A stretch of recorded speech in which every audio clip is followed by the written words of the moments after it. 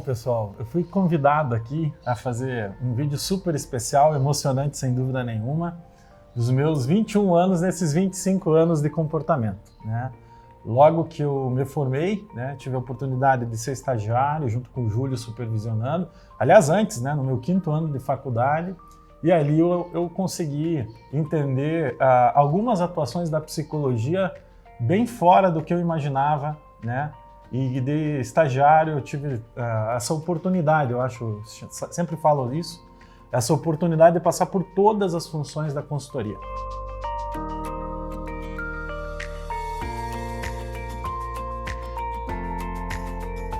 Todas elas, desde a consultoria do júnior, do pleno, liderança de projeto, gerência, a diretoria. E em 2017, né, pelo crescimento da companhia, nós abrimos uma área administrativa, que a gente chama de inteligência de negócio, administrativa e comercial. E nessa comemoração de 25 anos, a gente foi, né, convidado por Fala Gente, né, para contar um pouquinho dessa minha história com minhas 2 filhas, a Joana e a Alice, né, que viram uma parte de tudo isso acontecer, né? E devem ter curiosidades aqui, querem perguntar para o papai e o papai tentar explicar da melhor forma possível. Então, Alice, começa contigo. Quando você começou a trabalhar? O pai começou a trabalhar muito cedo, filha, com a família, lá em Laranjeiras do Sul. O pai, a primeira grande experiência do pai já foi na distribuidora de bebidas do vovô, do Odilon Cunha, né? Onde a primeira vez que eu vi acontecer um negócio. Mas eu sempre tive muito dentro das empresas da nossa família, da rádio, da fazenda. Então eu sempre acompanhei esse mundo que hoje se chama de mundo corporativo, mas são as empresas. O pai, a primeira lembrança que o pai tem foi com 13 anos, né, quando eu conversei com o meu pai para que eu começasse a entender um pouquinho como é que funcionava a parte da distribuição de bebidas, da parte do estoque para fora, que saíam os caminhões entregar. E o vovô fez o seguinte naquela época, falou, você quer aprender como é que faz? Então você vai aprender primeiro a carregar um caminhão, vai andar como ajudante. E o pai foi indo também, como foi no comportamento desde o início, como estagiário de entrega. Foi assim que o pai começou, mas o pai começou cedo. Jô? Você sabia com que você queria trabalhar na faculdade? Não, filha. Eu, na verdade, eu não sabia, antes de passar no vestibular, eu não sabia nem, né, quando fui me inscrever, eu ainda tinha dúvidas sobre o que eu queria fazer, né? Inclusive, a psicologia, ela veio como uma última escolha que eu tinha. Eu pensava muito em medicina veterinária, administração, né? Mas não tinha psicologia. E aí a minha saudosa, falecida madrinha, a Lucimar Zaniolo, ela fez psicologia, foi a primeira a se formar na família do pai. Ela fez psicologia e eu comecei a olhar aquilo de uma maneira diferente da psicologia. Aí eu entrei, gostei do curso, mas a área clínica, eu fiz, assim, eu tive a oportunidade de fazer os estágios em todas as áreas. Na época do papai, eram mais conhecidas as áreas educacionais, a clínica e a organizacional. A organizacional é essa das empresas, mas que também é muito diferente do que o pai faz hoje. Então, o que eu posso dizer para você? Que no estágio meu de clínica, eu aprendi bastante, inclusive conheci a mãe de vocês nesse estágio, né? Mas eu não me encantei com a clínica, por mais que eu uso muito do que eu aprendi do estágio na minha atuação hoje, mas não era aquele ambiente que eu queria. A educacional ficou mais próximo, porque o pai fez o estágio na assessoria da PUC, né, onde o pai se formou. Então não era diagnóstico, era plano de trabalho, era escopo, então ficou mais próximo. Mas aí sim, né, na Livrarias Curitiba, quando eu estive lá com o Júlio, eu comecei a me identificar com algumas temáticas diferentes. O Júlio já tinha um projeto lá com comportamento com segurança dos motoboys. A gente entrou com o trio de estágio, eu, o Rodrigo e a Rosana, mais apoiando o programa de qualidade total na época. E aí eu comecei a ver um outro lado da atuação da psicologia. Mas o papai não tinha essa certeza e eu nem sabia que tinha alguma área da psicologia que atuava na área de segurança dentro da indústria. Então, para mim, foi uma descoberta ali no último ano de faculdade, esse caminho que eu fui. A comportamento trabalha com as mesmas coisas desde o início? A comportamento ela vem cada vez mais mudando um pouquinho, mas eu vou dizer assim, aprimorando um pouquinho o que a gente faz, né? Em dezembro de 17, na verdade foi um pouquinho antes, a gente fez uma reunião que a gente chama estratégica, que a gente reúne os líderes e vê o que hoje o mercado está ofertando e pensando, na verdade, e a gente começou a atuar não só com foco em saúde, segurança, meio ambiente, mas em qualidade e numa área de compliance, que é um palavrão difícil, mas é o jeito certo de fazer as coisas, na verdade. Mas sempre com viés de clima e cultura. O que eu posso dizer para vocês que da comportamento encanta, gente?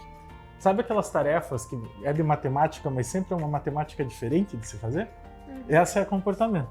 Nunca é igual. Nunca é igual. Sempre tem uma vírgula diferente, uma questão de um cliente diferente que a gente tem que parar, ligar para o Júlio, ligar para a equipe, falar como é que a gente vai fazer para atender isso. Então nos desafia porque a comportamento ela é uma empresa muito inovadora. Toda vez que a gente está desenvolvendo um projeto tem algo diferente e que a gente vai ter que parar um pouquinho, não é só repetição, e é escutar o nosso cliente e evoluir. Então, o que eu posso dizer hoje é que o comportamento trabalha com a temática de cultura preventiva, de cuidado das pessoas, ensinar a trabalhar e se cuidar, se relacionar de uma forma boa, saudável, com pouca toxicidade, que as pessoas se cuidem, né? Cuidem da sua própria vida e cuidem da vida dos outros. Isso é desde o início. Isso aí, e eu creio que a gente vai continuar assim por um bom tempo. Se você não trabalhasse no comportamento, o que você gostaria de trabalhar? Olha, filha, hoje eu tenho uma dificuldade muito grande de responder essa pergunta, porque para mim trabalhar no comportamento é o que mais eu gosto de fazer. Eu não consigo me ver fazendo outras coisas.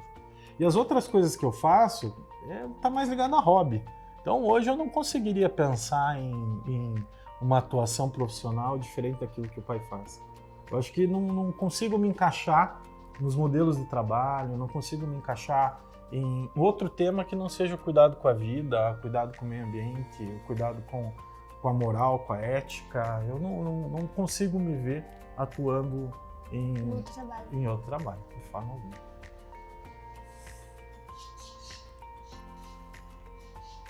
Qual é o lado bom e o lado ruim de viajar ao trabalho?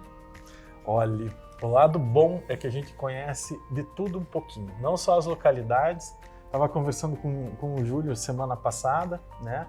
E a comportamento nos oferta a gente conhecer como é que fabrica um pneu, como é que faz a gasolina, como é que faz chocolate.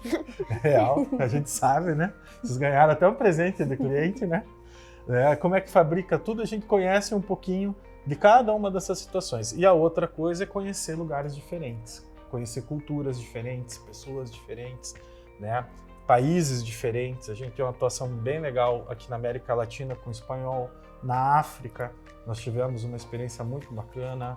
Na Europa, já até hoje, porque depois da pandemia, acaba que mesmo à distância você consegue fazer o atendimento. Então, eu digo sempre que a gente fica mais especial trabalhando no comportamento, porque ela oferta para a gente uma experiência muito grande e cada vez mais diversa.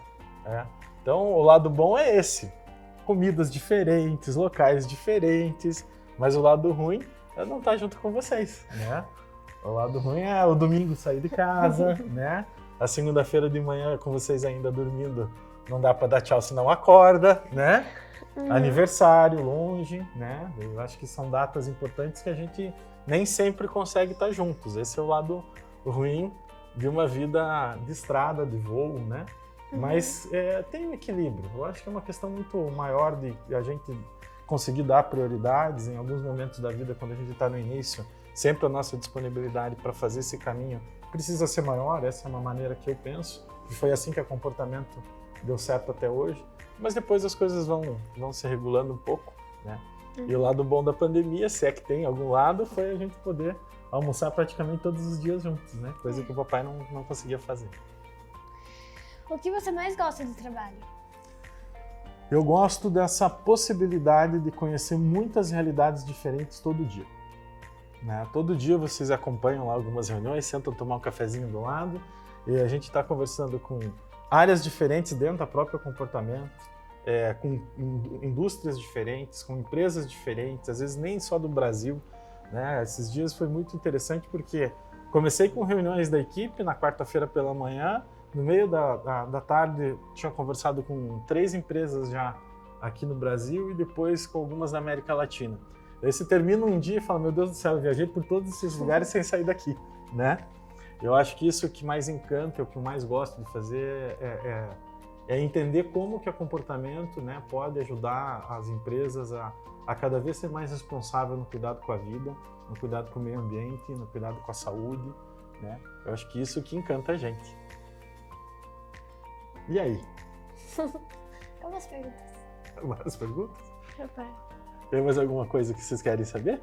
Não. Vocês vão me perguntar o quanto que eu amo vocês? O que isso tem a ver com comportamento? Obrigado, Cris. Não.